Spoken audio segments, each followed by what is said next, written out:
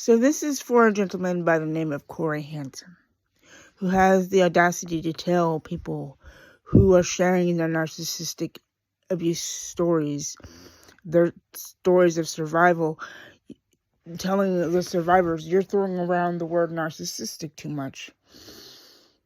And he was being disrespectful towards me, and I said, just because you think it's not a word that's supposed to be used, people who have gone through this have a right to share their story. I would rather have both sides, both men and women, share their stories as to what they had to endure so that the next person doesn't have to go through that same process.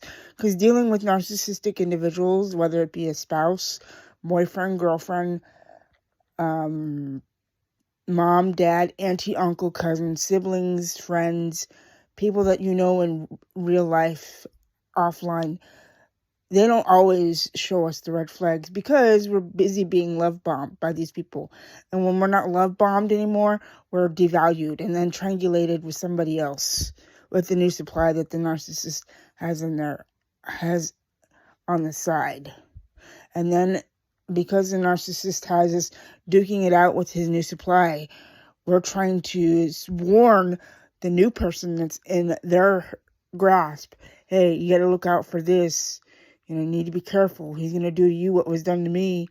And some of the supplier are like, no, that's not happening. That's not going to happen. 5, 6 months, a year or two goes by. That same person you tried to warn comes back to you and said, you were right. He did do the same thing to me that he did to you. I'm sorry I didn't listen. You want more info, please go look up Lee Hammock on YouTube and Facebook and actually pay attention to what he talks about when dealing with a narcissistic individual in your life and what you can do to better yourself. Because a lot of us that have been through narcissistic abuse have a tendency to give up everything, our wants, our needs, the things we want in life. We give that up to make sure that the narcissistic individual is taken care of. But once we start moving away and distancing ourselves, that's when they get scared. They want to make all these broken promises again and again and again, only to, again, disregard and devalue and triangulate us just like they did before. So in the end, it's all fake promises. They don't know how to be normal people. They don't know how to regulate their emotions. They don't know how to be honest. But they expect their non-narcissistic partner to be honest. And it's tiring. It's not fun. It hurts. A lot of us end up walking around on eggshells. And then once we're finally free, they're like, oh shit, I really did fuck up. I'm sorry. Where was the sorry when you cared enough when you were around?